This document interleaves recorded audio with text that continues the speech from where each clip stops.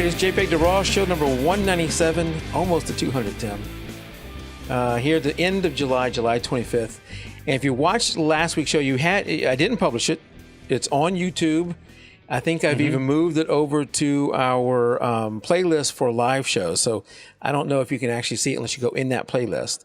But it's not going to be a real show, but it might be humorous to go and watch it.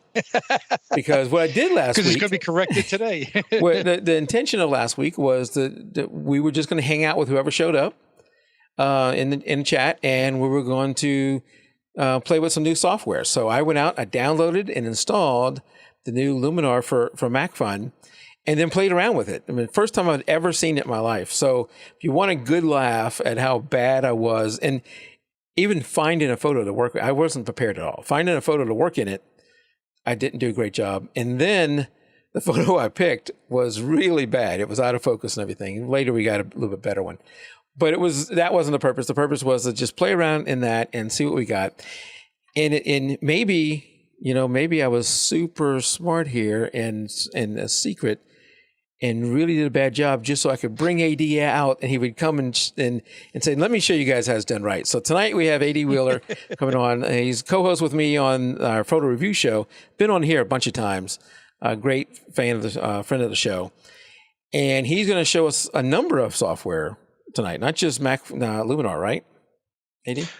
Yeah, I've got, there's been a huge inundation of crazy apps and software come out in the last, 3 or 4 weeks. So I've got kind of like a collection of things here for the Mac, for the PC, for your iPad or Android or whatever, just fun stuff to boost your creativity. And I've been doing webinars and also generating content for Mac Fun. So for the Luminar stuff, and I'm working on the beta with them. So I'm got some experience there, because like last week I did, 4 webinars that were, demonstrating every feature of the software in less than an hour. So hopefully I can show you guys that. Well, we'll talk about that, I'm sure. Yeah, and I don't know if I mentioned the Luminar that we downloaded was for Windows. It was the Windows beta. They've had one for a long time for Mac. Yep. This was the Windows version. Yes. What do you, I don't want to spend a whole lot of time with intro stuff. We'll do some of the other stuff at the end of the show, some of the admin stuff at the end of the show. But you want to get right into doing some demo, or what do you want to do here? Yeah, absolutely. And some cool things transpired today before the show started, which I picked up on and I brought with me. And that's that the first piece of software that I'm going to show you is on sale right now for 50% off. So if you dig it, Mike's will have a link somewhere. We'll get a link for you guys, and we'll post it on the Facebook video and YouTube so you can see it. But it's I don't have the code on me, but I will get it, and it'll be in the links. And Luminar just did a flash sale for the Mac, which they have never done, and it's $30 off right now for $39 for Luminar for the Mac. So if you have a Mac, that's awesome. If you don't have a Mac and you have a PC, it's free. Yeah. Free. So it won't be free forever, but it's free right now. So yeah, we'll talk about that. I want to do Luminar kind of towards the end, because it's something I'm kind of overloaded on, and I've got more fun toys to show you guys out of the gate. So yeah, if you're ready, I am ready. I'm ready, and once you go full screen, I will switch over to what I hope is full screen. All right, yeah, we'll. This is live, so you never know. I do a live show now too, and you never know. Barry in chat says he loves the shirt. Oh, well, thank you. Yes, it's one of my favorites. All right, here we go. I'm just a troublemaker. Right, I love when I wear this into like the Verizon store, and they look at me and they're like, "Don't sell that guy a phone." So, all right. So we've got a bunch of different platforms. First, we're going to start on the PC. So tonight, this very first piece of software I'm going to show you is a brand new release of a program called Landscape Pro, and it's in its version 2 right now, and they have like a super deluxe model called Studio Max right now. This is on sale. There's a code for this called Summer 50 or something like that. We'll post it for you guys. Okay. This is on sale for half off right now. And when I first got this program, I was a little skeptical because of the way that it works. And I was like, the results are kind of But after I took some time to actually learn how it works, I think you guys are going to be like, what? Like, is that even possible? So it's a little different from what you're used to. Obviously, when you first look at it, it doesn't look like any kind of, like you see this list of stuff on the side here, this sky, water, mountain, grass, like what? But here's what's cool. It's a smart program. It uses AI, and we're going to see a lot of artificial intelligence or like what do they call that? The thinking, the stuff is included tonight in a lot of the software. So, and so what I'm going to do is I'm going to grab a label, and I'm going to start with the sky, and I'm just going to come over here and I'm going to plop it on the sky. That's all I'm going to do. And then I'm going to take a mountain and I'm going to plop it on the mountain. Let's do the mountain right there.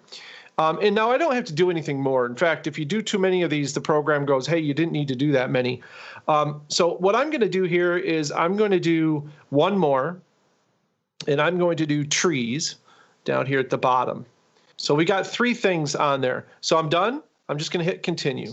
And so Landscape Pro, when I first got this, you can see suddenly masks start to appear. Yeah. So it just thought about like where things are. And it said, okay, we're going to mask things off. The fun really comes in once we get these masks adjusted. Now, when I first started playing with this, I didn't do any of that. I just kind of played with it. But you can see here. All my commands for my keys here. You can see if I zoom in. Now, this is a huge pano, by the way. So it's there's a lot of pixels here that I'm dealing with.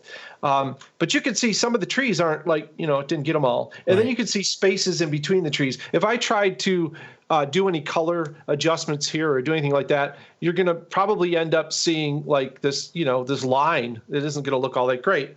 So I didn't realize there's like these tools down here at the bottom that after you do this, you're supposed to use the tools. So, right. So obviously like up here is forest and there's a little rock in here. Well, I'm not going to divide all this up, but I'm going to show you how the pull tool works. If we start in the blue, I can just pull the blue up here and it'll go ahead and mask off along what it thinks is the lines of division.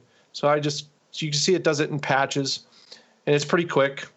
And again, this is a giant pano. So the fact that it's even streaming right now is remarkable. Now, that was kind of a mistake there, but that's okay. We'll leave that for a second. Let me get most of the tree areas here kind of done up because we're going to do something special with this. And then we'll do the rocks. Now, notice I haven't changed tools. I let go there, and I'm just going to drag the rocks now. And now I can drag this mask down. Right, because you're dragging from the green down to where you want to go. Okay. Yeah. And so that allows me, quick and easy manipulation of this. Now, I'm not going to be dead on perfect because there's stuff that we can do afterwards. Now, there's some in here that's part of the sky. Here's the sky that kind of didn't work there. So we're going to pull the sky down. Look at how, like, it just nails it like that. That second time through, it's just like, yeah, we know what we're doing. All right. So we've got all that covered. Now I need to go in and do some fine adjustments. Now I'm going to go pretty quick on these because we got a lot to show you guys tonight, and I don't want to take up too much time demonstrating because you're going to want to play with this stuff yourself. So the next thing I'm going to do is the next thing on the list, which is a smart brush. This time, whatever section that I'm in, it's sampling tones, and it will change tones that match it. So you notice how some of the trees, as I move this around slow, you'll see some of the trees turn red, like right there. There's a few trees at the bottom of the circle that are turning red. It's very light. You might not be able to see it. Let me reduce the size of this. We're going to start with the trees on this side because we want to change these trees so that the mask equals the blue part. And you can see that it's pretty smart if I just click on it and hold it. Once it starts changing something, watch this one tree down here in the lower right-hand corner. It knows that, oh, you want to light that tree up. Yeah, look at that. And it just gets that tree. So now I can drag along this whole line and get just those trees and make that mask better.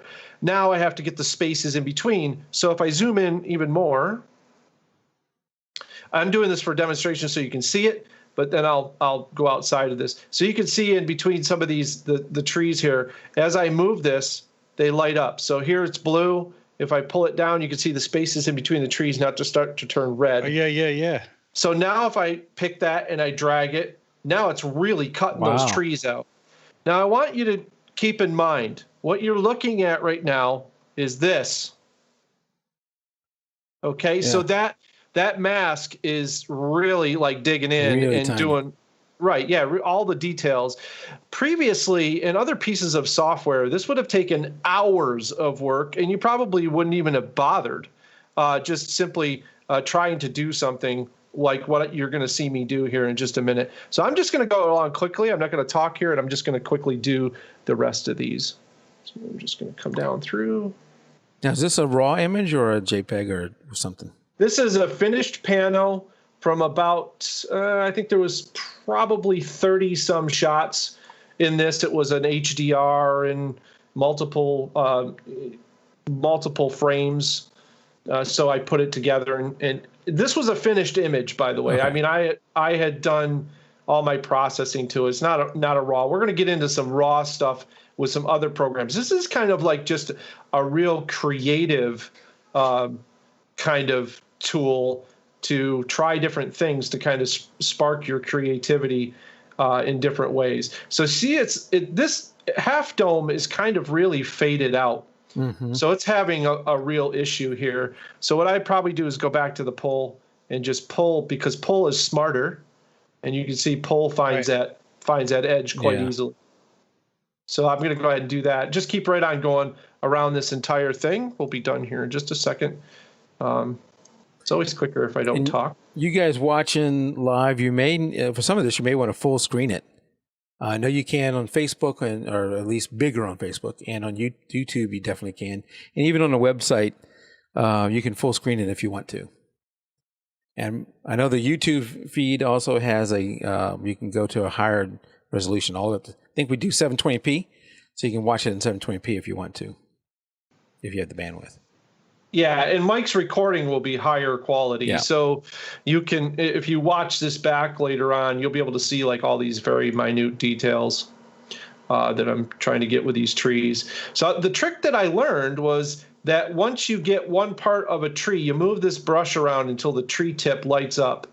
Like I just caught that one there. It's kind of delicate work, but there it goes. And now once I've got that one, I can move around and it'll really pick up on all those other spots that I may have missed. And if a little spot doesn't take here in the middle because of the tone, you just get out the pull brush and pull it around. All right, we're almost done. I like that little arrow how it moves around. Yeah. And this program, like I said, I didn't know how to do any of this when I first got it, and I kind of thought the program was pretty much a fail. You know, I was like, this isn't really like, this is a nice idea, but in execution, it doesn't really work. And then I learned how to do this, and I'm like, oh. And so this is, if you're wondering, like, you know, generally if I'm not talking and explaining things to people too, this is very quick for me to do this. I'm just basically, I'm going a little bit slower because of the broadcast, and it is a little bit slower generally because we're streaming as well. So there we go. We got some basic stuff done. I'm panning all the way out now. So there I've got my lines all the way that I want to. They also have this cool tree and sky thing. If you have like a tree where it's lots of branches and you have all these spaces in between, this thing, you just drag it over those branches and it sorts it all out immediately. I mean, it's remarkable. So, all right, so we're going to hit continue on this. Now I have to set my horizon, which is going to be somewhere in there. It's close enough. We can come back and change. We can come back and change any of this stuff later on, which is very cool. All right, so now we are into. You can see over here immediately, tree, mountain, and sky have appeared. We have depth, so we can actually control the focus of the image now. Now, you can't bring an image that's out of focus. I know Mike likes to demonstrate a lot of out of focus images. But low blow. Sorry, man. That's not a low blow. It's too soon. Too soon. Okay. That was the only part of the whole demonstration that did make me laugh, was like the one image that you pulled out and after like, looking for 10 minutes. Right. And then you started to do some stuff on it and you went, That's not a focus. I'm like, that's all right. So you can see that it's got those categories, trees, blah, blah, blah, lighting, which is very interesting, whole picture. So some of these like a global presets will change the whole image. So if I dramatically want to change this whole image all at once, I can just click one thing. Are you ready for this? Yeah. Bazinga. Holy Wow. crap. Undo that? Undo that? Undo that? So yeah. And so the thing that's interesting, like It even changed the clouds altogether. Yeah. That right. those are different clouds. That's what I was saying. I don't remember. Yeah. Right. Wow. That's what I was saying at first. I thought that it changed the colors, but I didn't remember the sky looking that way. Right. And I don't use the global presets, but here's the amazing stuff that I want to show you.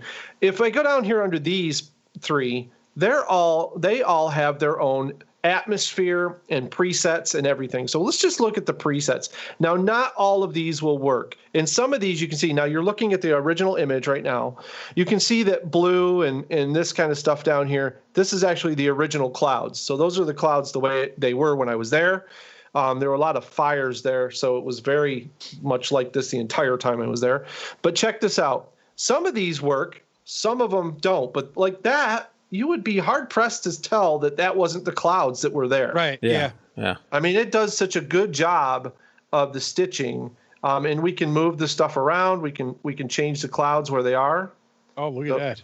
So you can, if you don't like them that way. Now you can go deeper. You can turn on the sliders, and we can actually change like the contrast of the clouds. So you have options there, how much that affects it, the exposure of the clouds, so they match, contrast here. And you can change like the color.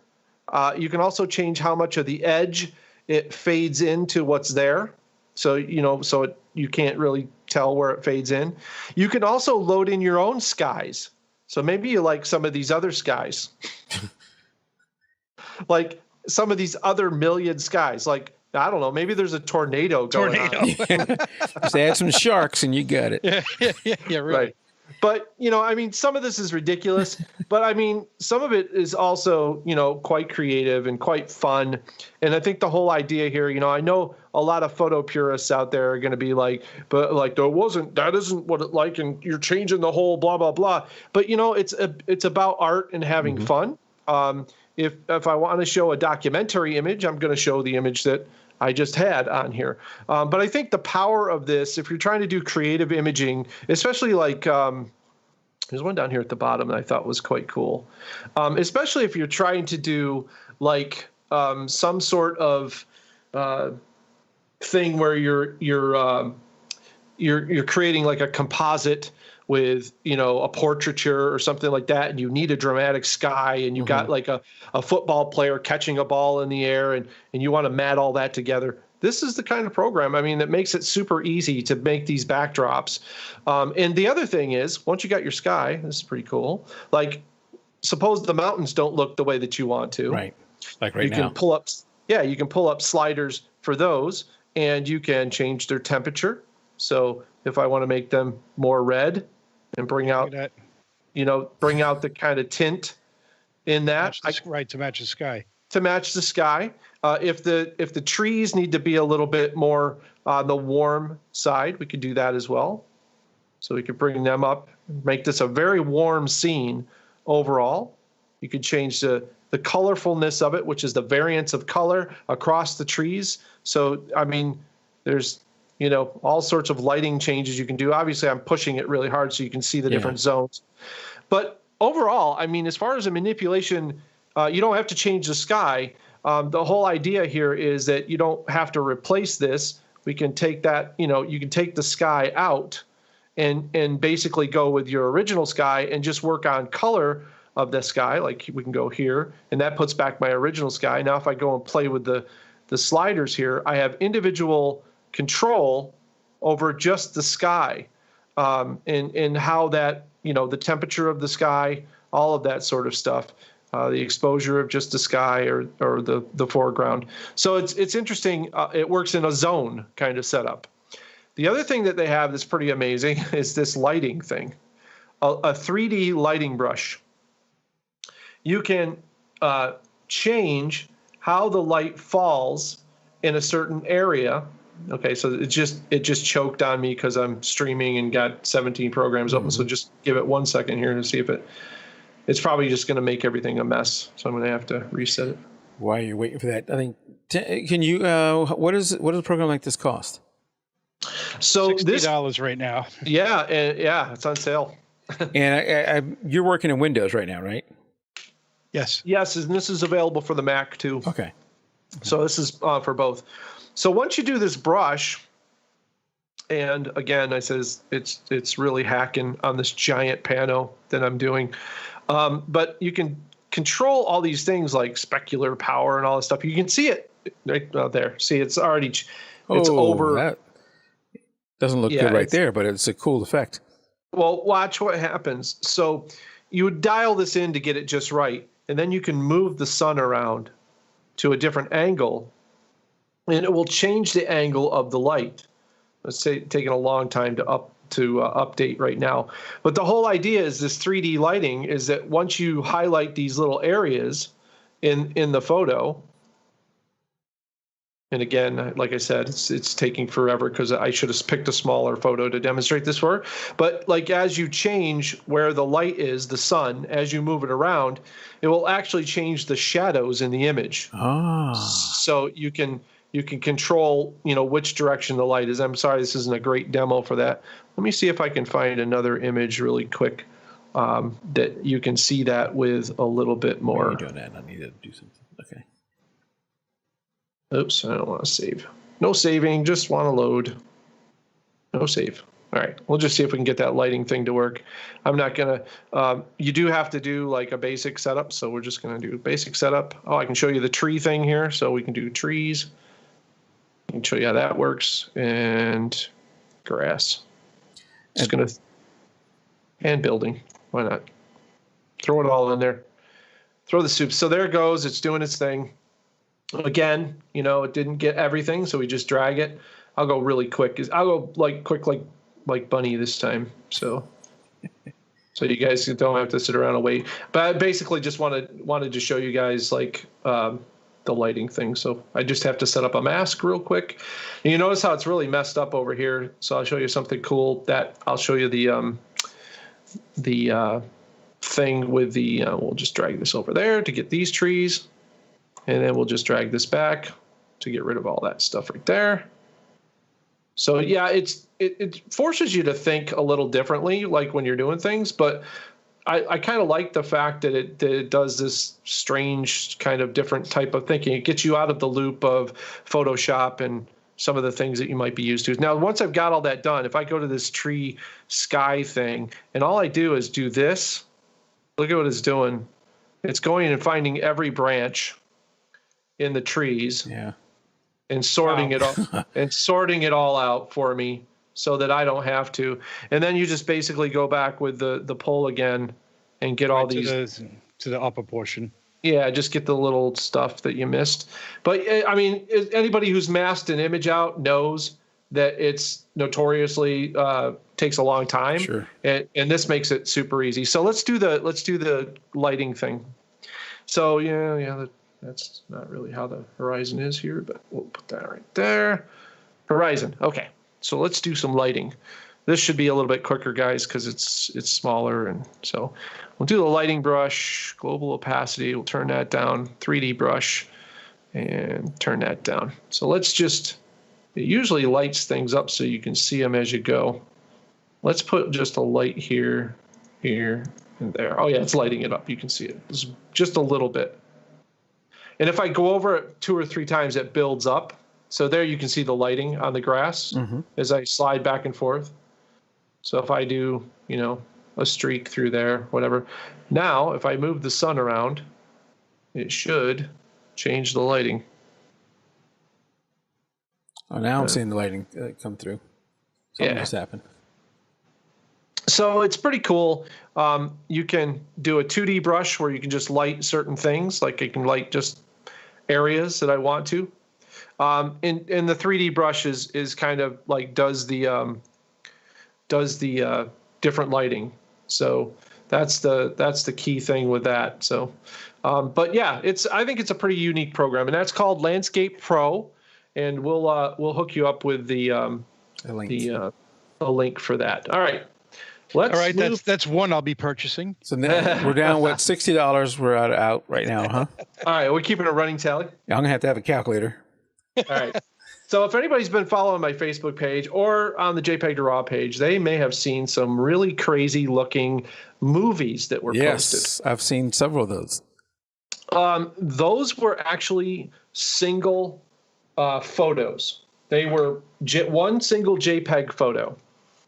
And this one was the fun one here. This is an app on the iPad called Plotagraph. Now, Plotagraph has a pro version for Windows and Mac, and it's very expensive because it uses cloud computing to generate super high resolution versions of this stuff.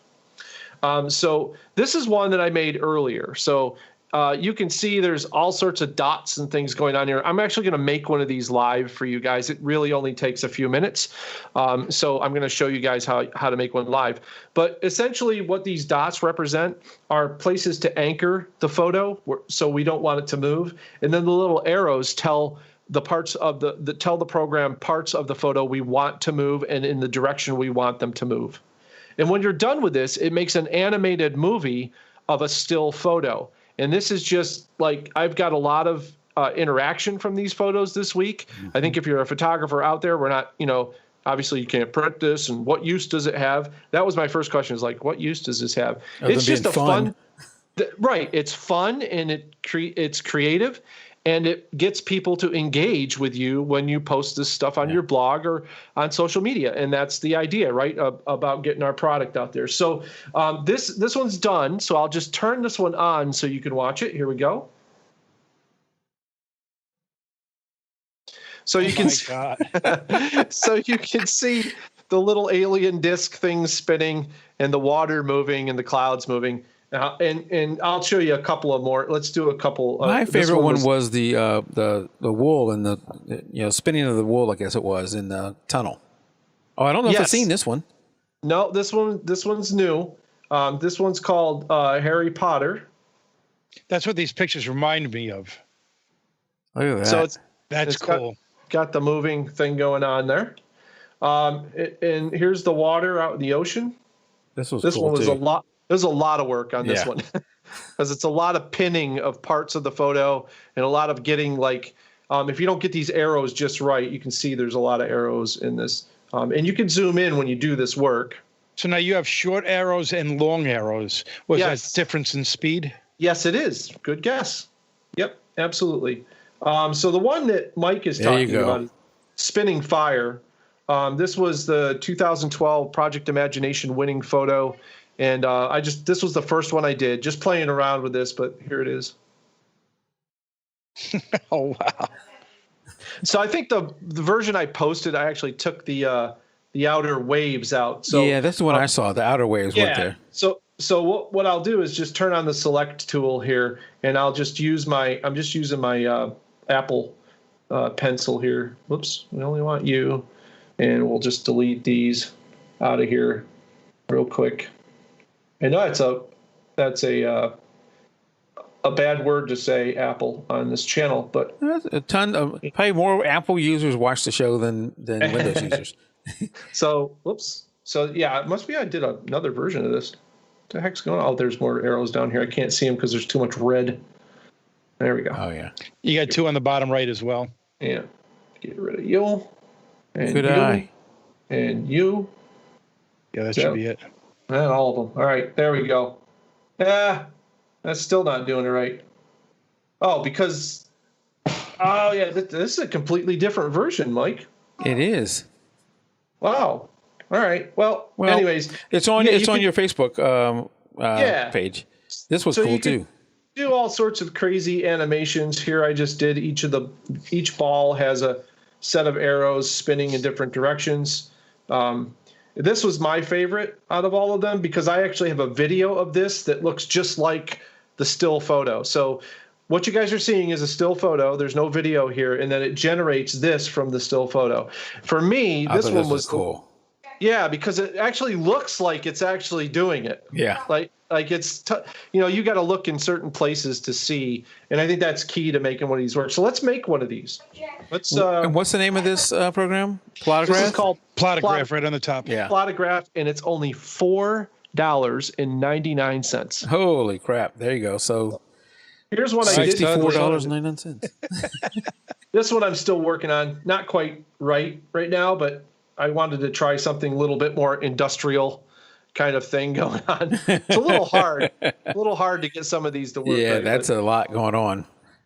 So let's do this nice little waterfall-y thing here. So the very first thing I do is anchor things I don't want to move. So obviously I'm going to do this quickly, but I'm just tapping on the screen here with my pencil, or you can do it with your finger. But essentially what I'm doing is making a line in the sand, telling it, I don't want you to move any of this stuff right here. Whatever you do, please don't change any of that part of the photo. So if I make that line, now if I take an animate line and I put it down here, let's say like that, it'll move all of that like crazy. But that's not really doesn't look real, so I don't really want to go with that. But only because the rocks are moving. If the rocks weren't moving. Right. So what you could do, though, if you've got that in there and I want that water to move, which I do, I can go ahead and now just tap out all of this stuff here because we don't want any of this to move. So I'm just tapping on my iPad right now, and we'll fix those in just a little bit. And then if you want to zoom in on the photo, this is a full resolution photo, but it doesn't save it as a full resolution photo. That's the difference between the Pro and the app version. Is you only get a 1080p video out of this, where the full version will save your files as big as they were for real. So it's kind of cool. So I'm really not, I'm just doing it quick. I like how easy you can do something, then test it, do something, test it. Right. Seems really fast. So there you go. So just by nailing those rocks down now, it's only getting to move just the one thing. Now it's moving kind of fast, and Tim mentioned this earlier. It's because I have the line drawn out quite a ways. So if I put the select tool on, and let's say I want the water to move in the direction of the water, I'm going to make this kind of short, and then we'll test it and see what we get. So that's better. That's looking a little better. And if I want it to move through this area now, I'll just add more animate lines in where I want the water to go. So suppose I wanted to follow that line right there, all the way down there. And now when you run it, you can see that I've got more animations going on. And man, that is so easy. Yeah, it is super easy. I'm using 2 fingers to move the screen around. And so here's where it gets interesting. Like if I want this stuff to kind of do all this, I'm just going to draw across that. This will be cool here because this is usually a spinning pool. So what I'm going to do over here is kind of do this. And then I'm going to do kind of a round and a circle sort of thing. Really confuse the heck out of it. Now that probably won't work. But that's always fun to play with that. And then what you also want to do is I want to make sure that I'm not pulling any of these lines because these rocks wouldn't move while the water moved, right? So we'll just put that through there like that. And let's put some more animate lines up here. Now I would take a lot more time, as you could tell with, there's other lines I don't want to move. I don't want this line to move either. So we'll make that so that doesn't move. That so that doesn't move. It really makes you think about the photo, right? A little bit more. So we're going this to move this way. This is kind of moving faster, so maybe I'll stretch these out a little bit because they're kind of moving a little bit more, right? And so if I want to change something, like the length of something, all I need to do is put it on select, and then I can just grab the ends and really make these go fast. So let's get them adjusted just right where I want them. I always like to do all of the lines as I go and then look at it when I'm done to see how bad it is. So here we go.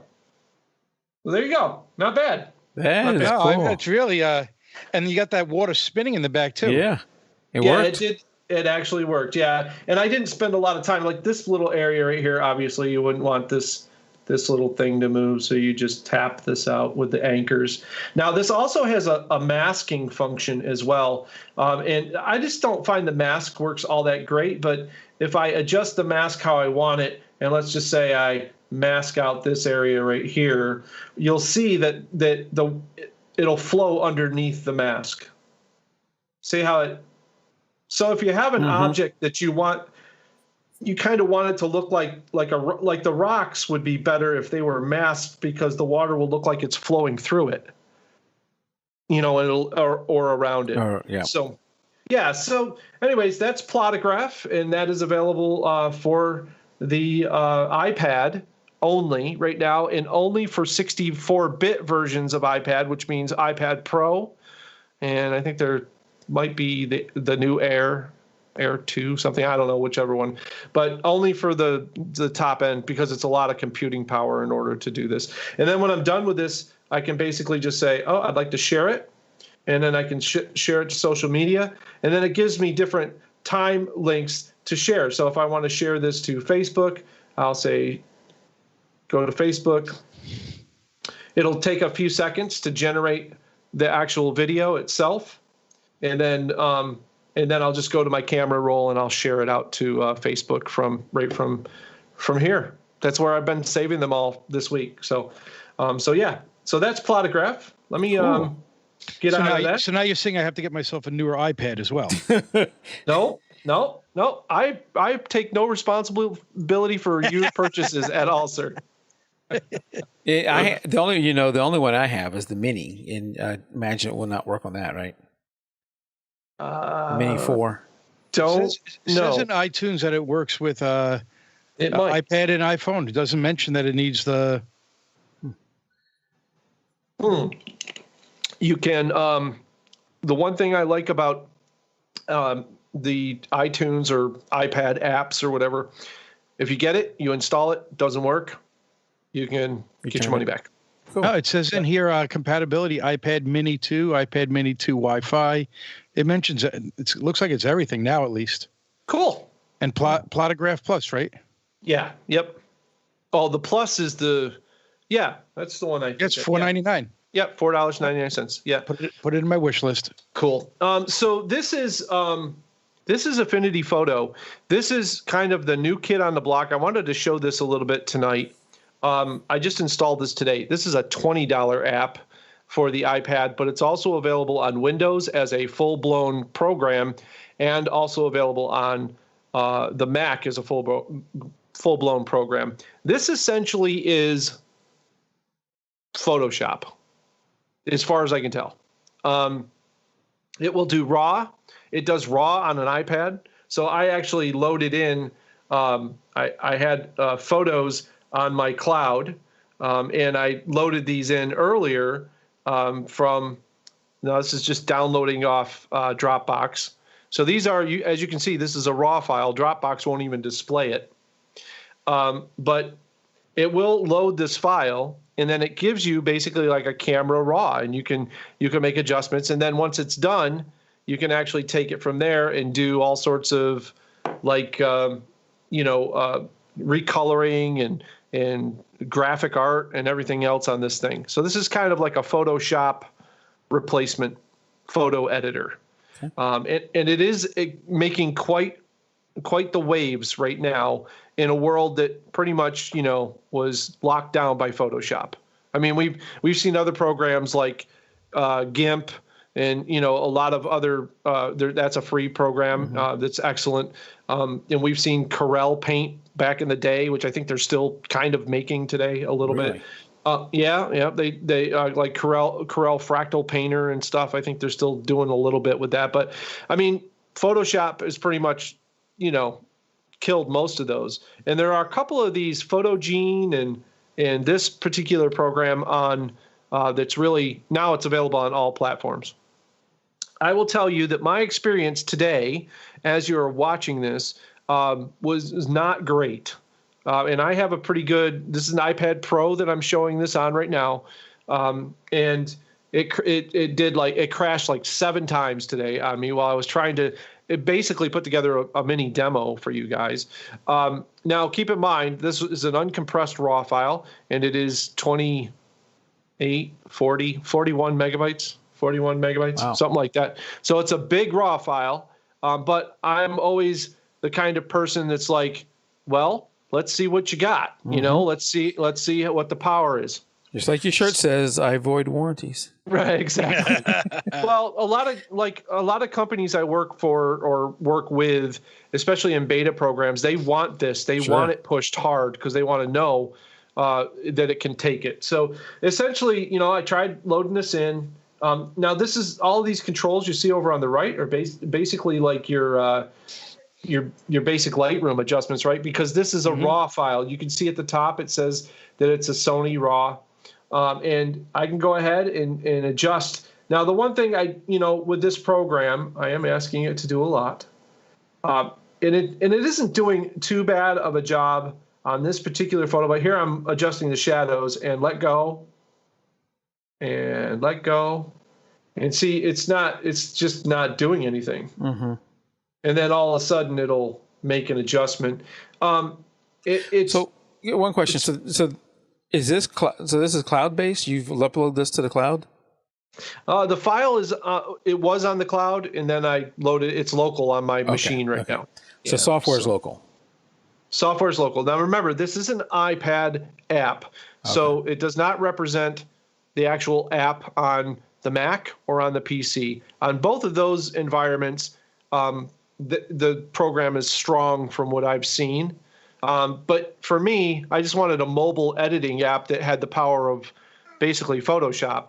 And could do RAW as well if I wanted it to do that. So it will, it is making the adjustments. You can see here, that's pretty fast, not too bad. Earlier today, I did have some problems with speed on it, but it does a nice job. And then when you're done with that, you go ahead and tell it that you want it to develop the shot. And now it'll go into its develop mode. Now, I did an HDR, 3-bracket HDR earlier today. You can actually process HDR in this from RAW files. And it took about 20 minutes to finish. It's struggling with the 3 uncompressed RAWs. So this is very exciting to watch right now while it does this. This usually only takes about 45 seconds or so to do it. But another very powerful program that just hit the market. It's $20, and you have a grace period with apps for your iPad that you can buy it. If it doesn't work, then you can get your money back if you don't feel comfortable with it. I think it's a powerful app, and I think it's worth giving it a shot if you want something uber mobile. So there you go. It just finished. And if you guys have any questions out there about any of these apps that I'm doing or want to see me do something with them, if at all possible, I will try to do that. So when you get done here, you have all the standard things like adding text. So I can tap and add text to the screen. I can do dodge and burn. You can see if I hold down here, I have, it's basically Photoshop, but touch control, because, we're working on a screen, so you can zoom in. It's fairly fast. Again, iPad Pro's fairly speedy, and you can see that's good raw processing power. So it's over 100% right there. So you can really see the detail in the car, and you can do pretty much anything. It does have content aware, erase, and fill. So if you want to, let's see, that black hose is right here. Let's just look at that little hose edge. It's right there. If I press that and hold, can't remember if it's a special thing I got to do it. I think it's just press and hold. There we go. Press twice. And then this in-painting brush, and then I just take and I can control the size of the brush. You see it there in the middle, getting larger and smaller. We'll make it about yay big. And then I'm just going to go ahead and draw over the black hose like so, and give it a second. It'll do its, I got to work on this. Give me a second. Enjoy the blurred out photo. Well, it's nice to see it's not out of focus, at least. Right. Okay. Oh, man. So you can see that. So that works pretty well as far as that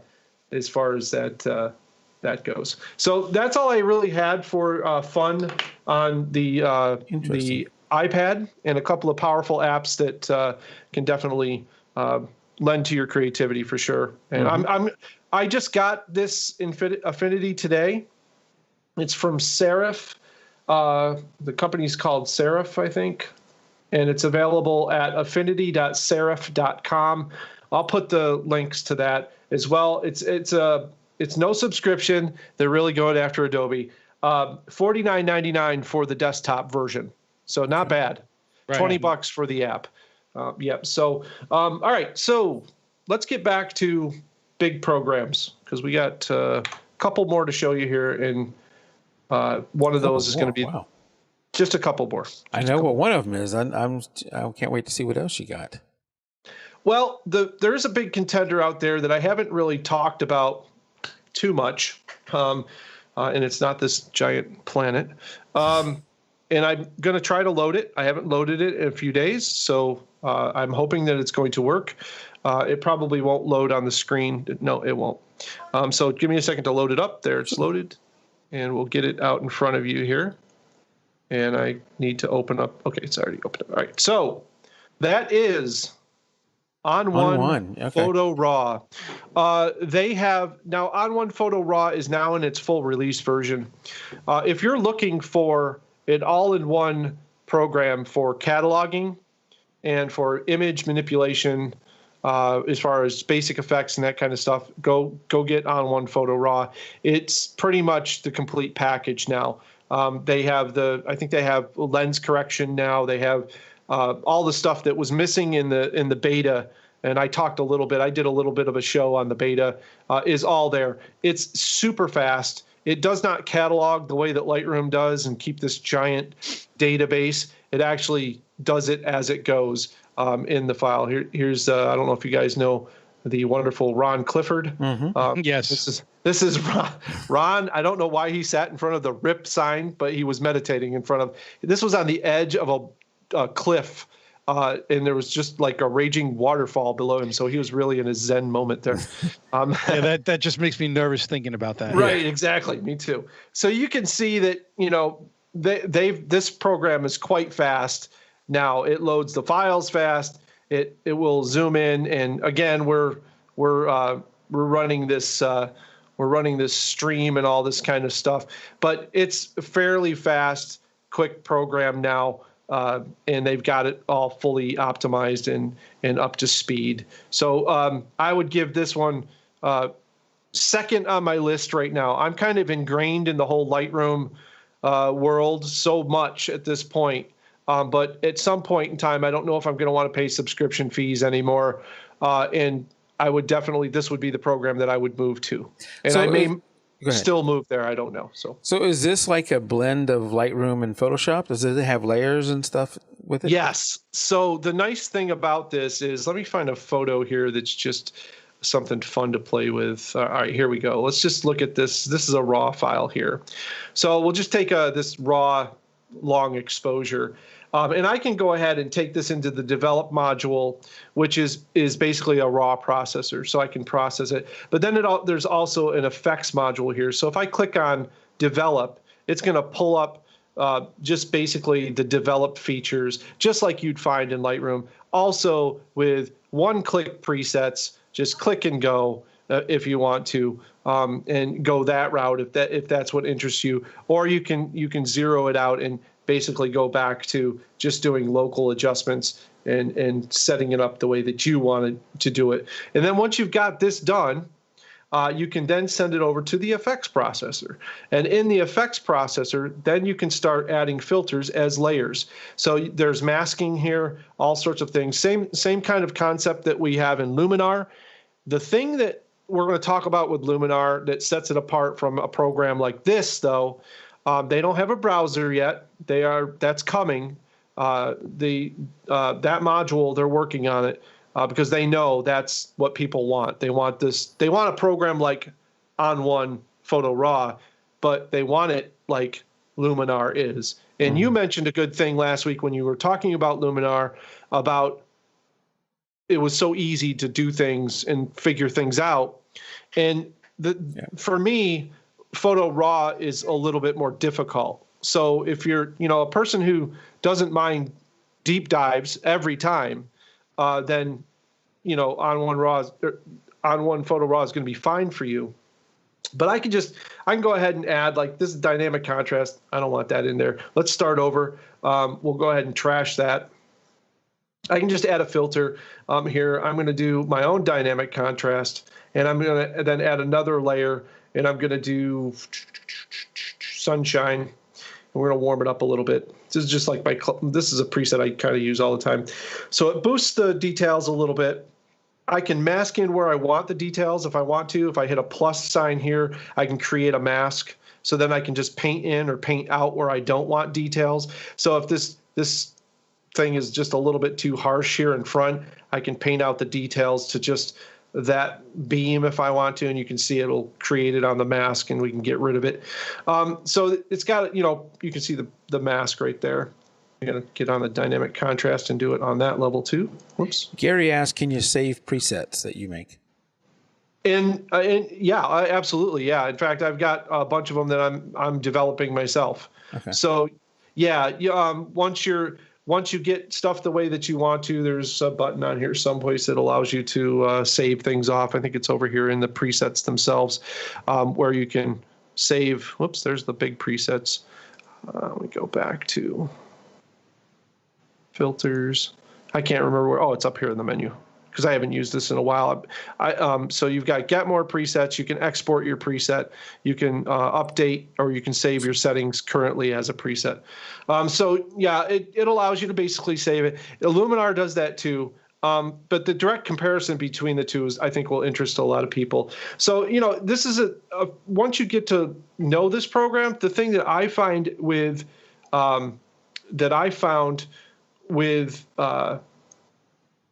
with On1 was I kind of like got a certain set of adjustments, and then I don't really go beyond that.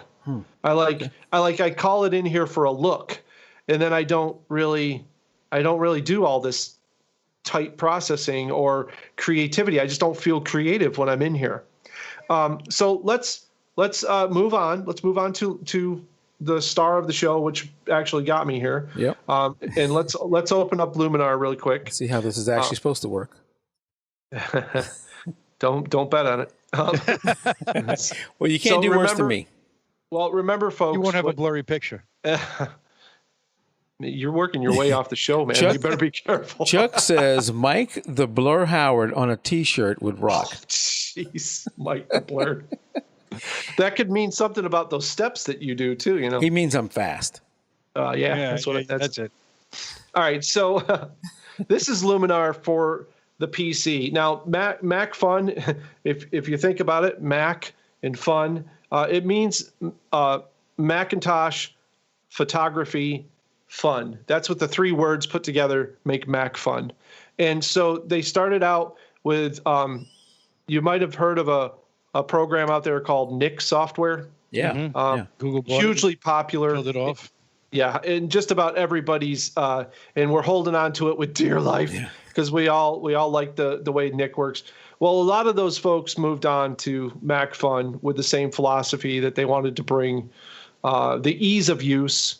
And let me just close out this big. I did not know that these are the same people that were over there. Well, it's not all the same people, but it's like Kevin, the VP, he was my rep when I worked for Nick. So it kind of all transferred over. I was an affiliate for them and then moved on. And then I'm a friend of mine, Lori Rubin, who's a really amazing photographer and educator.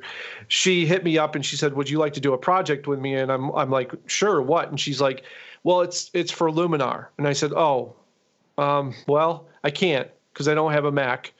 And she says, oh man, that sucks. Well, we do have the PC version coming out in, 6 months. And this was like the third time that Mac Fun had approached me and wanted me to do something for them. And I just talked it over with my better half. And I said, look, I need a laptop. I need something to travel with that's small and light, but yet still can get the job done. I went out and bought a MacBook Pro. And we decided we would eat soup and crackers here for 8 months. And I dropped $2,500 on a laptop. And 25 pounds of weight. Right. Yeah, right. And then, basically, I called up Lori and I said, Lori, I'm on. Let's do it. And so we started working on it. And she said, I'd like to introduce you to the VP of the company. And she did. And it was like Kevin. And I'm like, holy crap, dude. We know each other. So it was pretty cool. And so now we work together on the MacFun live show that happens every Wednesday night. So we have people on and they show us their workflow and we take questions. Cool. Pretty similar to like what you do, but it's all based on MacFun products. But now they're moving into the PC world and they're super excited because there's a lot of PC converters out there who are done with Mac. They don't like the direction that Mac is going in, or people like me who my workflow happens on the PC. That's how it is. Mm-hmm. So I need Luminar to be on the PC. Even though I have a Mac, I'm not going to put a Mac in here in front of me for my production. It's going to be a PC because I know ins and outs. I can build my own. Mm-hmm. I can optimize it the way I want. You know, Mike, you do the same thing. Same thing, yeah. And so for me, it's like, it's great I have it on the Mac, which is cool, but I need it to be on the PC. So we'd finally have it. So this is the beta version. There's a lot of missing stuff. I'm going to show you the Mac version as well. We have the Mac version fired up over here. And I'm going to do a photo in the PC version, and I'm going to do a photo in the Mac version so you can see both, and show you kind of the basic features. So when you first load this up, on the Mac, when you first load it, it's really cool. The very first thing it does when it loads up, it says, what kind of photographer are you? And it basically says, are you a hobbyist? Are you just beginning in photography? Are you, I think the other one is something like, are you an enthusiast or are you a professional? And depending on what you pick, it designs a workspace for your flow. So if you're just beginning, it doesn't load up every tool that there is and confuses you. It starts out with the basics. And I'm like, right off the bat, I'm like, wow, people like are smart. Like they get it. This is like, we shouldn't inundate people with 1,000 controls because that's just going to be like, I can't learn this, and they're going to run from it. Can I change it later? Yeah, you can. Yeah. And so you can add workspaces, you can load them in, you can change it, but that's just how it starts up the first time. Now, the PC version doesn't do this yet. And there's a lot of things I'm going to talk about that are missing. So let's just load a photo here, and then we'll get into the interface and how that works. So these things over on the side on the PC, the new to Luminar, you can jump in there, free tutorials on everything that Luminar does. Some of mine, some of other amazing photographers that really know what they're talking about other than me. You can't download presets yet. You can't get Aurora yet, but it's coming for the PC. Mm-hmm. And you can get a user guide as well online to go through as well. So let me just open an image. And I don't know what have I got here? Hello, folks. You know who I was thinking about when you were saying that when you open it up, you have the choice between a beginner to a pro and to all those different things, is Thomas over in our beginners group, who doesn't have Lightroom. And I don't remember what he has, but he might want to start with less choices, that beginner thing, and work his way up to the other stuff. Right. Absolutely. Yeah, I totally agree with that. I don't. You're looking for a blurry image? Is that what's happening? I don't dare load a. Let's just go right into the Luminar demo photos. I don't dare load a RAW file, to be honest with you, yet. Okay. It still needs some work. I think one of the cool ones that Kevin really liked that I showed was this truck. So let's just start with the truck. I got to remember what my workflow was here. All right. So when you first load this up, you'll see across the top, you've got a little folder here. This opens up a folder. You can load up images. You've got an export button, which will allow you to export out to Facebook or social media, or right now only to a JPEG file. That will change. In the final version, there will be much more than just JPEG. There's TIFF, there's PNG, there's everything in that. Also, you have some zoom in, zoom out controls. You can zoom in and zoom out with the mouse. you can see it's fairly optimized at this point. It works pretty well. I mean, I think the very first versions of Photoshop didn't zoom this well. And then you have, when you zoom in, you have another button that kind of unghosts here. And if you click that, it just makes the image fill the screen as much as it possibly can. Let me turn off everything here so we can just start from scratch. Then you have the eyeball. The eyeball gives a before and after. We'll get into that. Yep. And then we have the window pane, which gives you a before and after that you can sweep back and forth. Yeah. That one we like. Yeah. After that, you've got an undo, which will take you back a step, so the back arrow. And then you have a little clock here. And the little clock records every step that you take through your editing and allows you to go back to any one point. And I mean any one point. You move a slider, you can go back to that slider if you want to. So that's a cool feature. We're going to turn on presets, and we're going to start with just basic presets first. There's a cool thing I want to show you with them. So presets are basically designed not to give you a final look, but to give you ideas for a final look. And the way Luminar goes about making this like even more apparent that this is the way that you should use it is when you click on it, you can see that an amount bar appears on the preset itself. And this allows you to control how much of the preset actually affects the image. So you can go all the way to the right and get heavy, or you can say, no, you know what? All I need is just a little bit. So really nice. Let's go to the next one. When you look at the copper, we'll go through a couple of these. Here's a Bloody Mary, just shows off just the red parts of the in black and white. Let's see. Let's just try a couple of these real quick. I'm just going to zoom through them because this isn't the important part. So, all right. So there we go. We tried a couple of presets. We're really not sure what we like. If we come up to that clock again up here at the top and we hit that and bring it down, you can see all the presets are loaded in. And I can go back to any preset I want and just kind of compare them side by side and say, oh, yeah, well, A, B. Do I like that? I don't know. Or do I like the original image? Let's go back to that. That's a little flat. So basically, it allows you to kind of go through each one of those and see which one you like. So we'll go ahead and just turn this one on for now. And back on the interface, before, after, and it's a click. You don't click it on and click it off. You just click it and hold it and let go. So again, they're thinking about workflow and how to optimize what you're doing. So a before and after. And then the window pane is really nice because that'll do a before and after and allow you to sweep across and really get an idea of where things are being affected. And it kind of makes your eye trace the image. So I kind of look at the top and sweep back and forth, and I kind of slowly move my eyes down the photo and keep following that line. It allows me to scan the whole photo and really see where it's being affected. So it's a little rich here, a little bit much, and I might want to go after this image on my own. So let's close out. Oh, by the way, the presets here start out with some very nice basic presets. So fix dark photos, brightens everything up. A foreground brightener, you can see it's just the front of the photo lightens up quite a bit and whatnot. And I've found that a lot of these presets just aren't like most programs where you load them in and you go, oh, ooh, ee. Yeah. You load them in and you're like, whoa, that's pretty cool. Oh, I have more of that effect when I'm loading these presets than I do like, oh gosh, man, that looks really nasty. Yeah. I mean, there are some that don't work. Sure. Obviously, you're going to always find some that take the image farther than you want or in a different direction. But these are very workable. I mean, check this out. I mean, that's cool. I mean, that's really like gritty.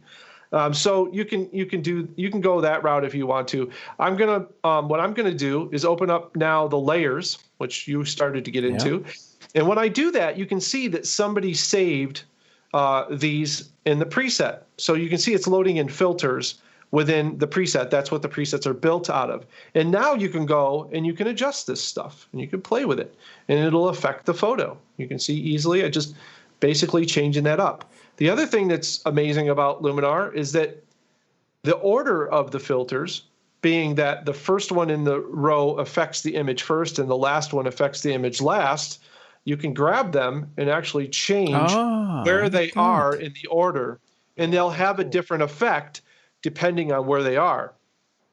I found Yeah, Never even would have thought of that. And I found with this program that it's very easy to not get stuck in a creative rut because of things like this. And you know, that's kind of the thing that I like about it, is that depending on where these are, that has its biggest effect. So that's layers. That's a basic layer. You can turn on, off all the effects by using the little eyeball here. Mm-hmm. You can also reset any effect by using the little reset slider or button here. Or if you pulled something in that you really don't like, you can hit X and it'll take it back out. So super simple, super easy. So here's another thing that amazed me with this. I just discovered the other day. And in fact, the creators of the program did not know that this could be done. So I thought that was pretty cool. Like, they made something they haven't even done yet. I'm going to add a filter. So now we're back to the basic image again. I'm going to add a filter, but I'm going to add it to what I call an adjustment layer. I don't ever like to edit on the photo base layer in case I want to peel things off or get rid of something in one big massive move. I can just get rid of all of them at once. Right. So I'm going to add an effect. So I'm going to hit the plus button here on the filters. Up brings the filter box with 40 plus filters right now, and this is the beta. There's still a couple that aren't in here. And I'm going to call up their flagship preset filter right now called the Accent AI Enhancer. So I'm going to go ahead and add that to this layer. Now, it didn't do anything because I don't have, when it first adds it, there's nothing turned on, which is nice. And this filter is not smoke and mirrors. This uses real AI, a real knowledge base that was developed by a set of photographers and designers at Luminar to look at the photo as a digital being and then make adjustments depending on what it sees in your photo. It treats every photo differently, every situation differently, and the big thing that it's going to be amazing with this filter is that with Luminar you can batch process. So you can use this filter in a batch over 50 or 60 images and get amazing results. So let me just show you. I'm gonna jack this thing immediately to full. So I'm not even going to bother with the middle. We're just going to go full tilt. And immediately you see this, holy cow, it just made a really awesome image, and it doesn't look over processed. And this is done on purpose. When they designed this particular filter, they wanted people to be able to shove it to 100 and be like, it's not too much. It actually looks like someone worked a long time on my photo. And it's adjusting noise in the shadows. It's doing, light in the shadows. It's doing detail. It's pulling the highlights back. It's looking at the blues. It's looking at the tone of the image, the exposure, everything, and then making that adjustment. Now, here's the thing that blew the developers away. If I decide that, well, I like the way the sky looks, but I'm not really sure about the grass or the truck at this point. Now, I think it looks good the way it is, but this is just for demonstration purposes. So I like the sky. I'm going to leave the sky the way that it is. I'm going to add a mask to this, and this is a gradient mask. So I'm going to click on the gradient mask, and when I do that, I'm going to add it to the filter. You notice that the layer lit up orange when I did that? Yep. Well, what Luminar allows you to do is actually put a mask on an individual filter on a layer. So I can go ahead and click on the filter, and now that lights up. And now wherever I drag the gradient is the only place that filter will show up. So let me do just the sky. So I'm doing just the sky here. Yep. That's all I want. The width of this adjusts the transition, right? Mm-hmm. Check that out. So now I'm only affecting just the top with the accent booster.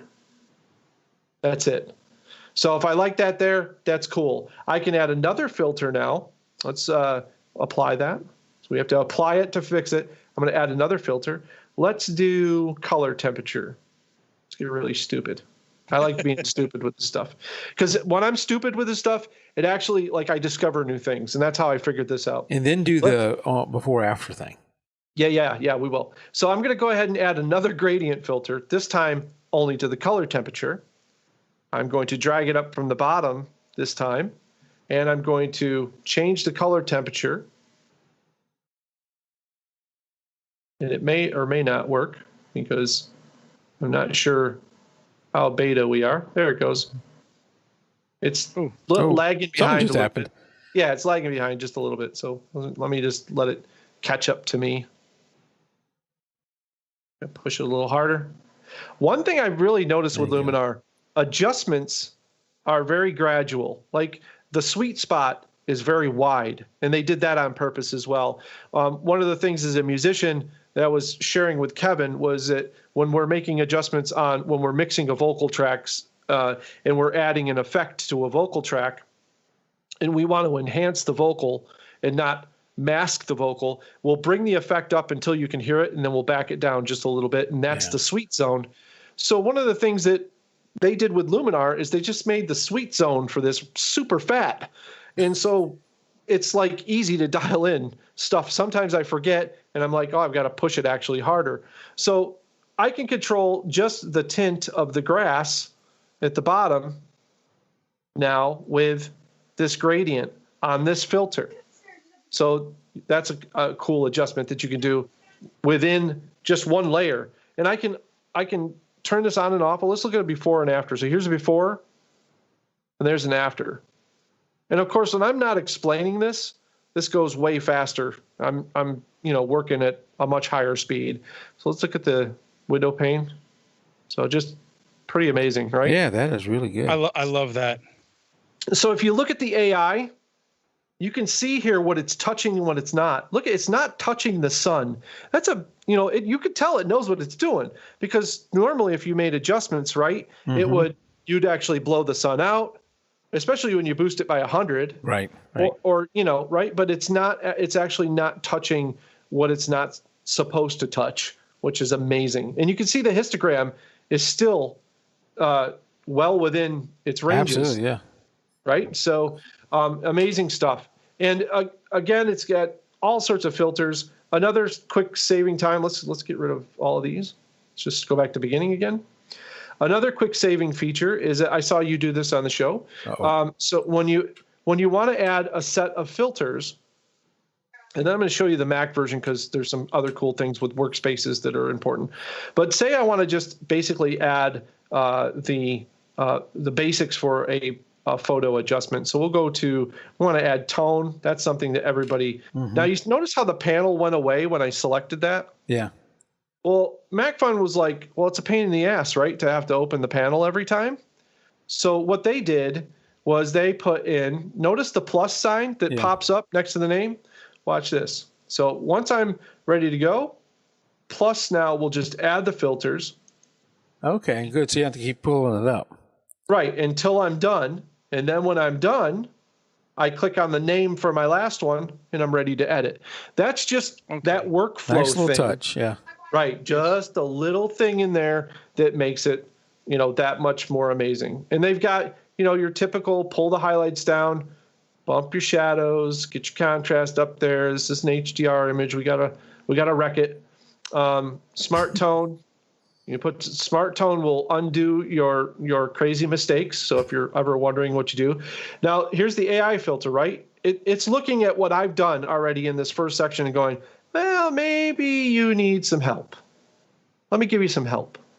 So the AI filter is going through and it's kind of evening things out the way it thinks it should look for your starting. I always like to start with the AI filter just to get a good image, and then I start layering on craziness after that. But it has all the standard adjustments that you'd find on any other editing software. And in the filters, there's some fairly unique ones, but they're all pretty much the basic thing. They have the dehaze, the golden hours, and a nice big preview of what it does on a flat image, which I think is really cool. So like if you can see what that effect is going to do, which I think is really helpful as well. So The big thing with Luminar for me, super intuitive, super easy to operate. Let's show you the full featured version though. Let's pull the Mac version in real quick. Even though I used it for the first time last time, and I didn't do a great job with it, but in the few minutes that I used it, I was already getting quite a bit better with it. And I'm sure if we'd have gone longer, I'd have figured some more stuff out. So it's very intuitive for me. Yeah, I think that was, I haven't had it that long, and I'm already doing webinars on it. So it is very quick to operate, I think.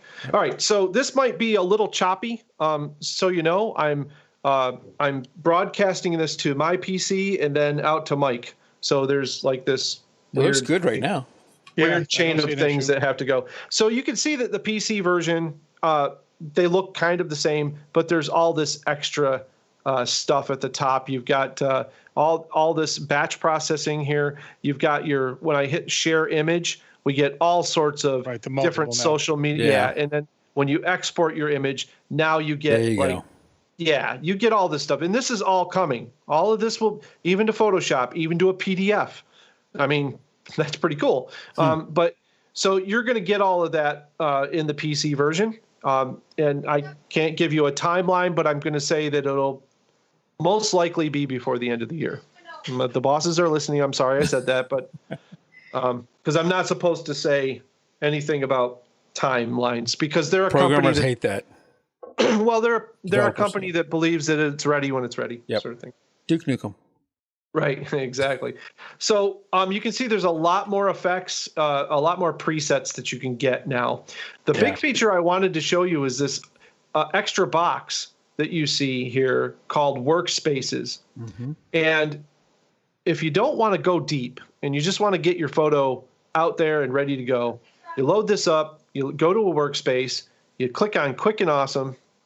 It brings in the 3 basic adjustments that you need for the photo. You click, and you're probably done.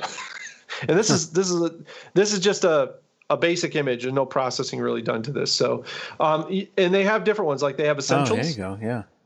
Which brings in now your tone controls, vibrance, polarizing filter. You want to bring down just the sky at the top, clarity, structure in the old building, so on and so forth. Yep. Yeah. Oh, a nice feature in the vignette that you can see here. Let me put a vignette in. We'll do size, roundness. You obviously got a nice and ovally kind of thing. Lots of feather in there. Now watch this. You can actually do it post or pre-crop, which is cool. And it's got a place center, so you can put it wherever you want. So it's one of the few programs that allows you just to put the vignette wherever you'd like it and basically balance the image that way. So all the other features work exactly the same. You can save presets. In fact, when I've designed presets for MacFun, exactly what I do is I'll design my preset, and then when I'm done, I will just go ahead and let's see, where is it? Right here, the little drop down, new preset name. I like this one. And you can create it, and then it'll disappear. And then when you load in a next photo, please. And then you can go to the presets, and then underneath the user, you can see all of my crazy stuff. And then somewhere, I like this one is right there. Hit it. I like this. Boom. It all comes back just like that. Now, so, I think you mentioned this at the beginning, but do you use RAW in here or just JPEGs? No. On Luminar, it'll process RAW files just fine. Okay. Yep. And two things are coming to Luminar in the fall-winter release. I'm going to just call it the fall-winter release because that doesn't name any dates. Nope. Really. Or a year. Right, or a year. I don't even know. The 2 things that are coming, some sort of browser feature, so that like a cataloging sort of thing. Okay. Digital media acquisition or whatever they call it. And then the other thing that's coming is lens correction, which it does not have yet. This program will integrate with Lightroom and Photoshop, and that's coming actually on the PC as well. and it appears usually on the side here, or you would use it. You'd go to Lightroom and say export to Luminar, and it'll. So you do your lens correction in Lightroom and then boost it out to here, and then do the work on it. Dave out in chat says he's trying to pay attention, but he's having too much fun playing with Plotagraph. Yeah, I should have saved that one for last. Huh? It is a lot of fun. So this is a set of. This is ode to. I just released these. This is an ode to the Nik effects, analog camera effects, and I designed basically a bunch of presets that you can load in and get textures and get film processing. There's an Ilford kind of filmy looking thing going on. And essentially you can mix and match these all together. There's a toy camera look, but these were all designed with inspiration by the Nik processing setup. And you can see here that, excuse me, you can AI boost to start out with your photo. So you can have some basic adjustments being made. And then these are all the adjustments that I brought in with my preset for you guys to play with. These are free over on MacFun. If you want the beta, by the way, for PC, it's macfun.com/beta. You can just go in, sign your email in. You get an email with you'll download the software. You'll get an email with a code. Put in the code. Apparently, it doesn't matter if your email works or not, but whatever. Yeah, I made that mistake too. You do have to have the code. Yeah. So you can add your own textures. So you can flip your textures around. You can zoom in and out of your textures. So you can put as much or as little as you want in there. Really nice and fast.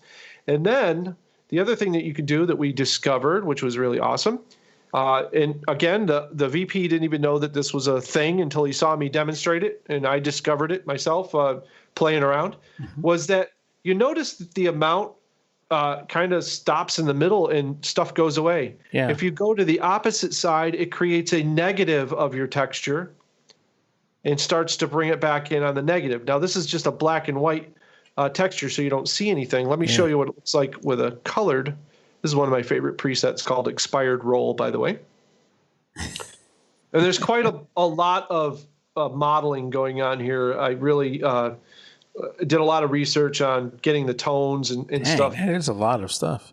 Yeah, it is. And of course, you can turn any of it off that you don't like. If you don't like the textures, you can just turn the textures off with that little button, and you don't use the textures. If you don't like the grain, you can turn the grain off and just go with the toning if that's what you dig, or do whatever you want. But anyways, so you can turn this into a negative, and you can see the negative has an ill effect, like a shadowy effect now on it. And you also have a blending control, so you can control exactly what you could really mess the photo up quite a bit, or you can just bring it in on certain parts of the photo. So the texture control here is pretty remarkable on what you can do with it. So you see all sorts of different sort of looks just from one texture. And then you could flip that texture around. If it doesn't fit right, you can turn it on its side. I mean, it's basically pretty cool what you can do with it. The other thing that's interesting that I brought up is that, you have all these presets and how they react. Let's go back to somebody else's presets. Let's just look at, Jim Nix. He's a cool dude. You should have Jim Nix on the show. He's awesome. Jim Nix. He just did an amazing trip through Jasper and Banff, and he's got some amazing photos from up there. Jim, though, I'm not sure your stuff is going to be like enough pop to it that I can really see what it. Oh, there we go. All right. So this is cool. So you pick a preset, it loads it in, and then you can actually control the type of layer control that the effects have. So now I'm doing this on a whole layer. So it changes how the whole layer reacts. All of these effects have a different process now that I've changed this from blend to hard light or to lighten. Cool. It's like turns every preset into like they all have a blend mode. Yeah. They all have a blend mode. And then you can stack presets on each layer and control each layer's opacity as well. So I mean, this program just goes as deep as you want. And remember, we talked about things that we're missing. There's a stamp tool. There's a healing tool here. So if you want to take something out of the photo, you can do that. So you can go ahead and remove a rock if you want to. I've never tried this, but I'll just. I know a lot of people have mentioned in the past that they would love to see Lightroom with layers, and whether Adobe will ever do that because of maybe it eats into their Photoshop business. So this is very close to Lightroom. That's that's got good. that rock, you wouldn't even know it. With layers, so it's like a Lightroom with layers. Yeah, it's pretty much like Lightroom with layers, except for they build in all these amazing filters to go along with it, right? And so that you've got like all this extra toolbox of toys going on, which is cool. You've got all the standard. You've got a circular mask here, a radial mask that you can do. You have the standard gradient mask. You have the brush mask, which works like an adjustment brush in Lightroom. You also have a. Go ahead. No, go ahead. Well, you look like you're about to get there. Two items below where you're at. I was wondering what that was. This guy over here? Yeah. That's a denoiser tool. Ah. So it's essentially, if this is not implemented yet into the beta, okay. But you'd have denoising so that you could take the noise if there is noise in the photo. And you can just psst that thing on. And these are fairly low resolution JPEGs, so they really don't have a lot of noise in them. Mm-hmm. I'm not sure I can really show you a before and after. I have a noisy.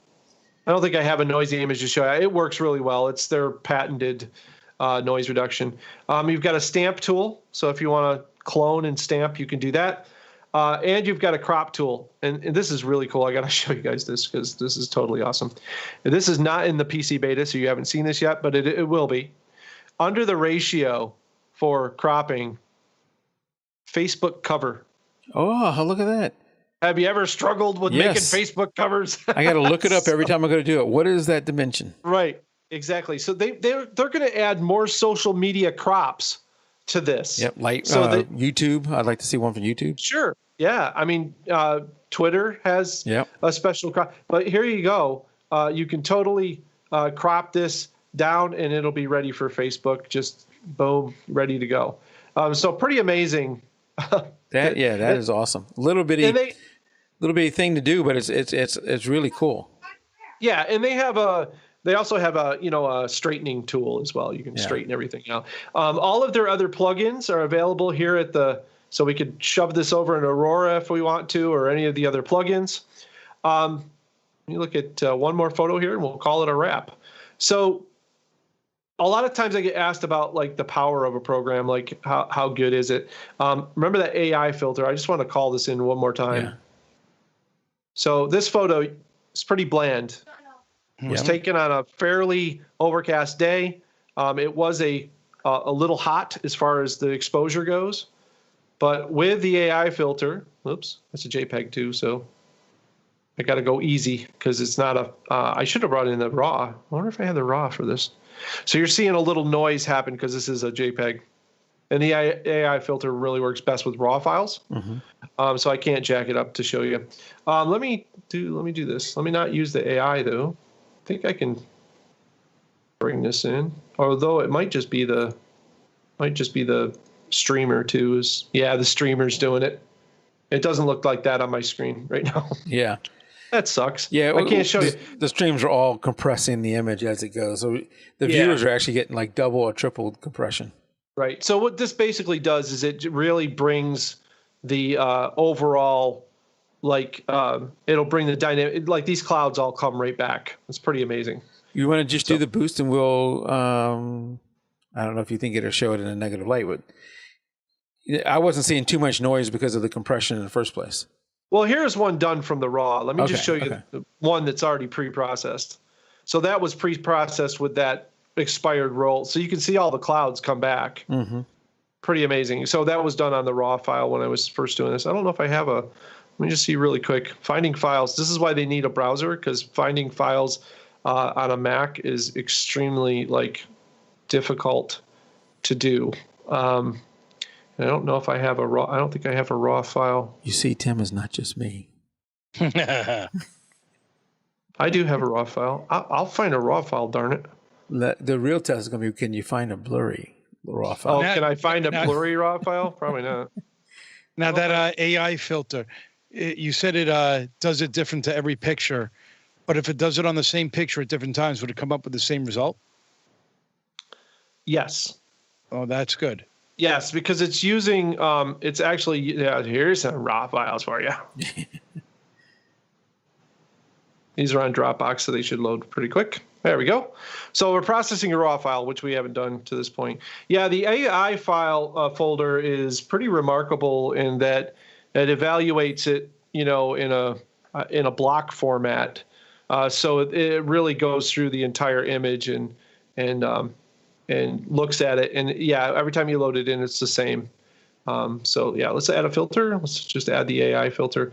And so the main thing here, it just blows me away, is it one adjustment, and for all intents and purposes, if you look at the histogram, this photo is ready to print. If we don't want to do a treatment to it, if we don't want to add, effects and all that kind of stuff, the AI filter really is like having your own personal photo retoucher.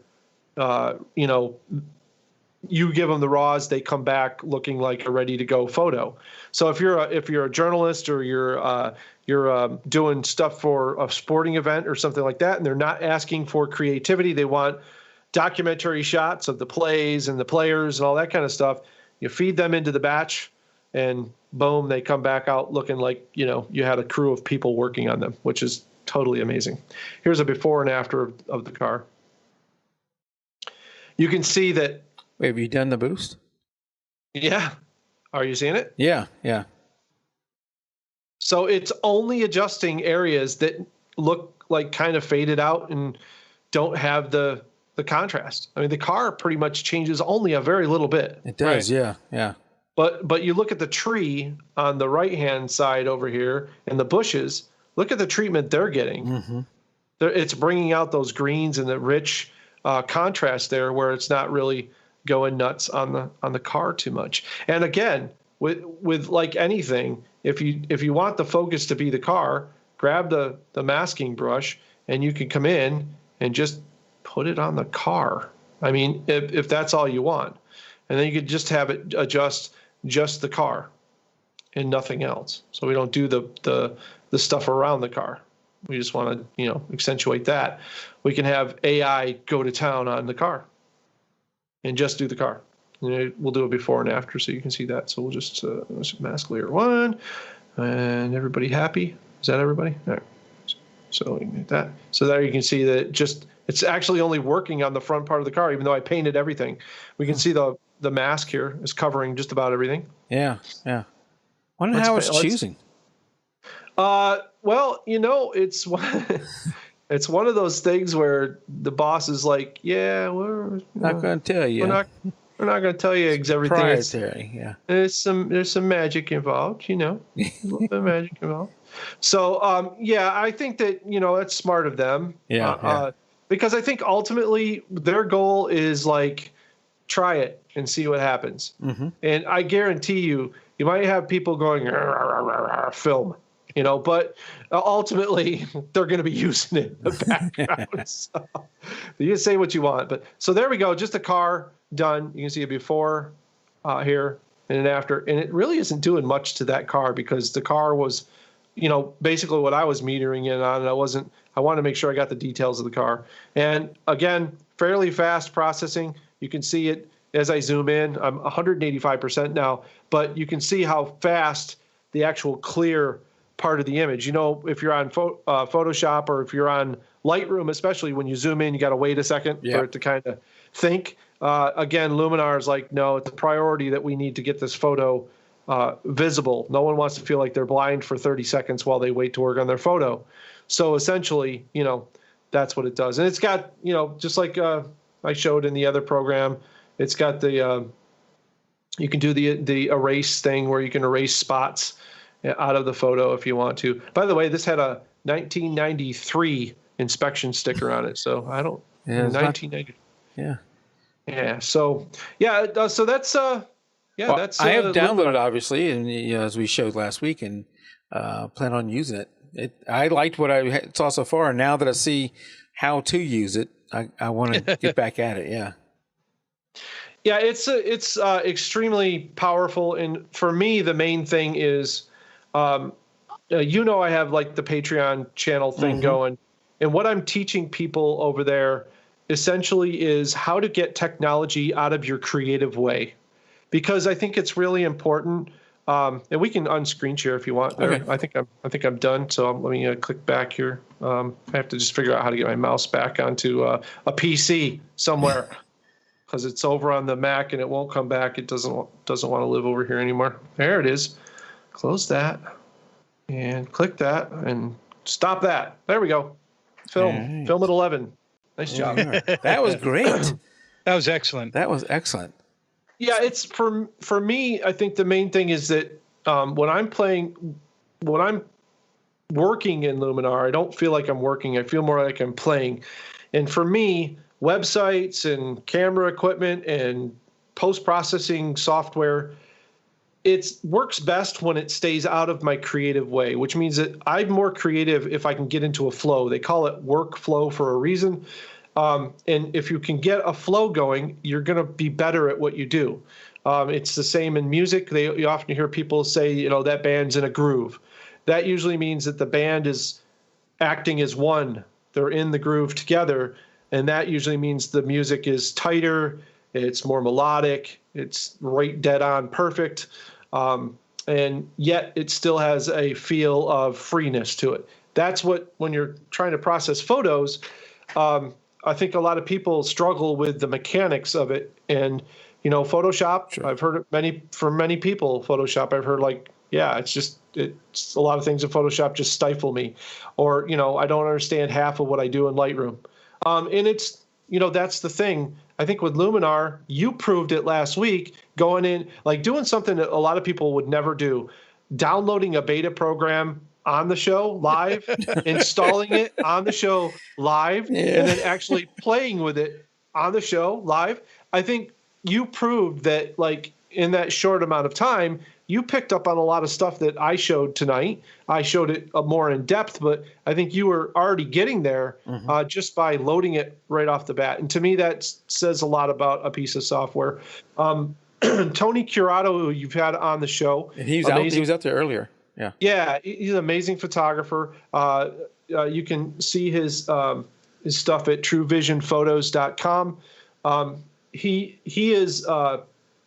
He wrote me today and he just said, hey, dude, what about this? What's going on with this Luminar thing?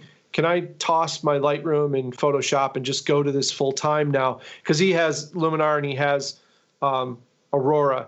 And I said, not yet. You can't. You couldn't dump it yet.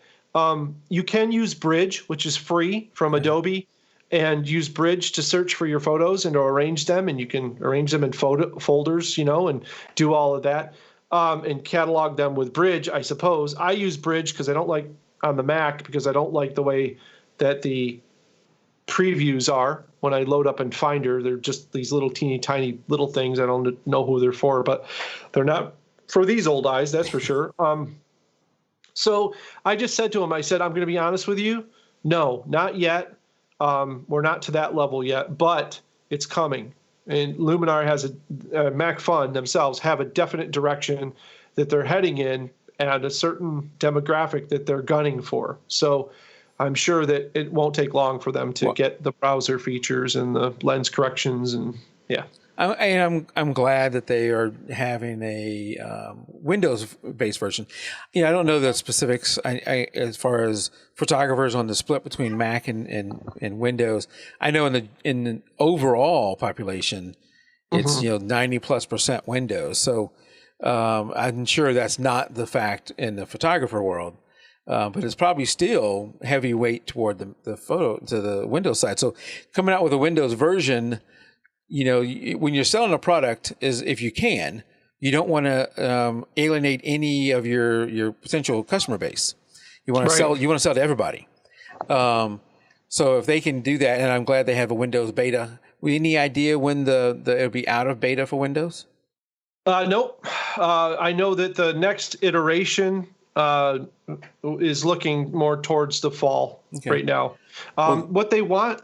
So one of the things I didn't point out that was in the demo of the PC version, in the upper right-hand corner of the program, there's a little button that says feedback. Okay. And they're doing this beta because they want to hear. They're new to the PC development world. They want to hear from PC users, and here's why. Mac is a closed format system. All of the Macs that are out there have uniform hardware specs that developers get and know exactly what they're dealing with. So that's why you'll hear a lot of people say, well, this performs way better on a Mac. And it might be true in some circumstances because there are a million different versions of PCs. Right. I mean, if you think about the logistical nightmare of developing for a PC when there's so many different models, levels, years, Right. there are people out there running on Athlon systems still, believe it or not. I mean, it's so, and they expect everything to work perfect out of the gate because all they see is a product that's $59, $69. I bought it. You say it's great. I put it on my computer. Yeah. Why doesn't it work? So for them, the feedback program allows them to get live feedback from folks. They're listening to it. They're asking for it all the time. They have webinars all the time where they invite people to come for free, watch somebody like myself use the program and ask questions live right there so that you can get your answers if you have problems. Like that's frontline tech support almost. And that's awesome. that's the VP of the company doing that. So Kevin sits there with me and we do them together. So I think that they're off on the right foot. I'm really happy that they're doing the beta. It's not going to be free in the end, guys. You're not going to get a free piece of software. They obviously can't do that. But this is the best way to, in this day and age, to get feedback from the people who are going to use the software. Windows did it with the Windows Insider program, and it worked extremely well. Windows 10, hands down, is the best version of Windows that's been produced to this point. There are people who will tell you this problem and that problem, blah, blah, blah. But performance-wise, it's a very stable system. And I've used every version of Windows since Windows 3.1. I know I don't go back farther than that. I know there's some of you that do. I was on DOS before Windows 3.1. Me too. Yeah, and so, but Windows 10 so far, and I run Windows 10 Pro, it just works. I don't have downtime. I haven't seen a, knock on wood, I haven't seen a single blue screen on this computer since it's been up and running Windows 10. And I'm not going to make that statement until after the show. Okay, you could do that. I'm just, overall, it's just been, a good situation. I think this, with companies releasing the betas to the public and then as the public, we have a duty, though. We need to give them feedback. Right. Even though it may feel like they're not listening. You think, well, it's a big corporation.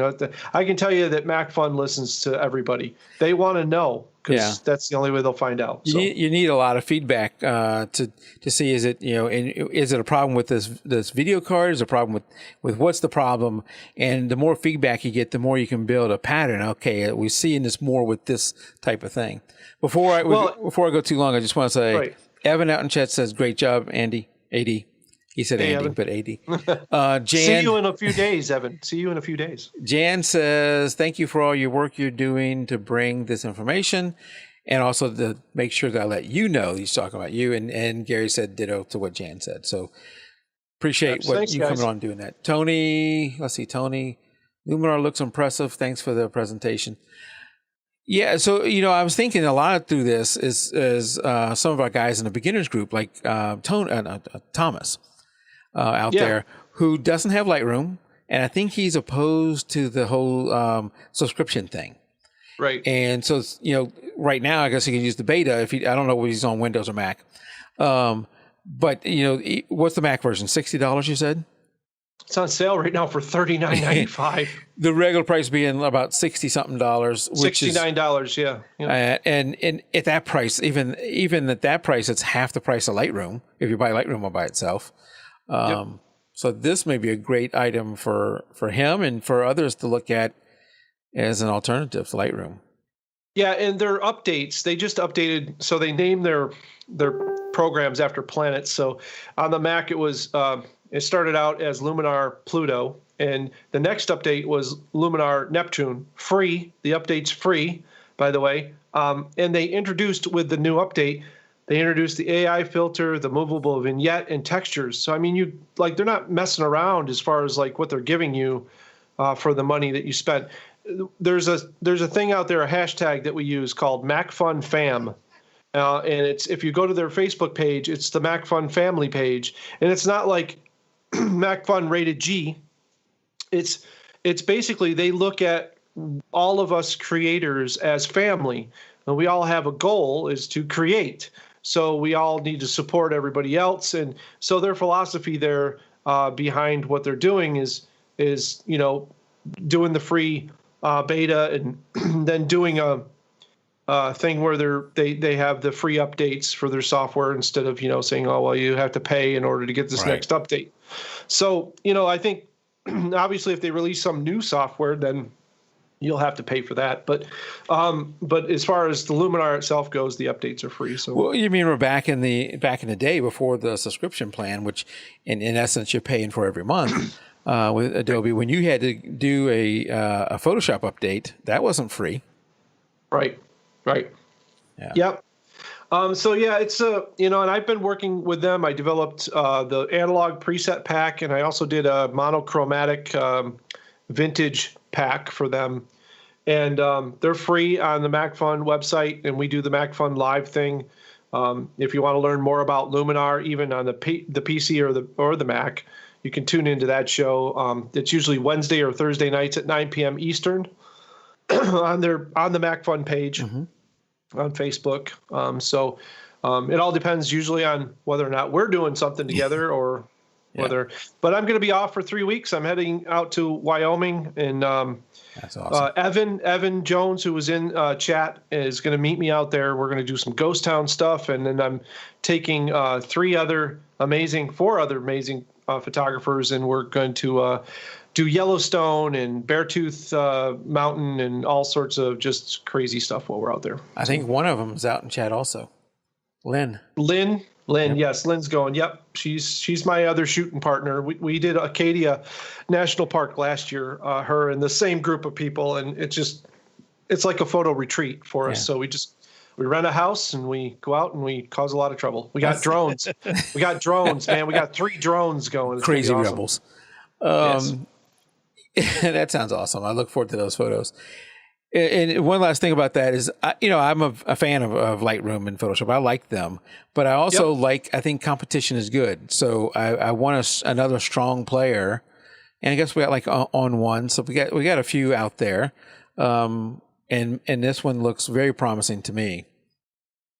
And yeah, I agree. And I look at it this way: if you look at the best artists or craftsmen in the world, I'd say craftsmen, craftswomen, craftspeople, whatever we're calling them these days. If you look in their toolbox, they have more than just a hammer. Sure. So, these are tools. So I think that, having more tools is fun. Absolutely. So, it's all about fun. Well, that was a great show. I have a few things I wanted to talk about as we wrap up the show here. One is, head over to AD's site, which is theexplorographer.com. It is super fast now. It wasn't bad before, but it's super fast now as he's moved over to the same host I'm on, by the way. Love that host. So if you haven't checked out his site, theexplorographer.com, we'll have the link in the show notes. Go over there. He has a store where you can go and browse through his store and buy some of his things he's selling there. One of them we tend to give away during the photo review show, which is the Lightroom Premium Lightroom Preset Pack. So be sure to check that out. If you want to subscribe to the show, we get this on iTunes, video, 2 sizes, audio. We have it on YouTube. We have it on Vimeo. We have it on, for audio, Stitcher, Spreaker, iHeartRadio, and some other places. I don't have that thing pulled up in front of me. But you can subscribe to it and get it that way. We also, AD and I do a monthly, mainly AD. I just do the presentation here, but mainly AD. We do a photo review show of the images that were entered into our photo contest. So if you go over to our website under photo contest and then contest entry, you can join either the beginners group, which July, they're not having a theme, it's open, anything you want, or the regular group, which is our regular Facebook group, which the theme is summer. And if you don't want, if you're not in Facebook, that's the way to go. If you're in Facebook, the way to go is just go over to the beginners group, enter the contest there, or go over to, I don't have it there. I don't have the regular group pulled up. Anyway, go over to the regular group. Just search for JP Raw when you go on Facebook, and you will find us there. We'd love to have you come join one of those groups. I'm giving up, Tim, on recommending people go to the forums because it just nothing's happening there. Nobody wants to go over to the forum, so I'm just going to give up talking about that, at least for now, and direct everybody over to the Facebook group. We'd love to have you out there. And that's all I have. Oh, next week we'll be doing show number 198, and that one is going to be on birth photography. Something I probably would never do. And it is going to be at worst a PG thing. So we got to be careful with what I already talked to her, what images we show.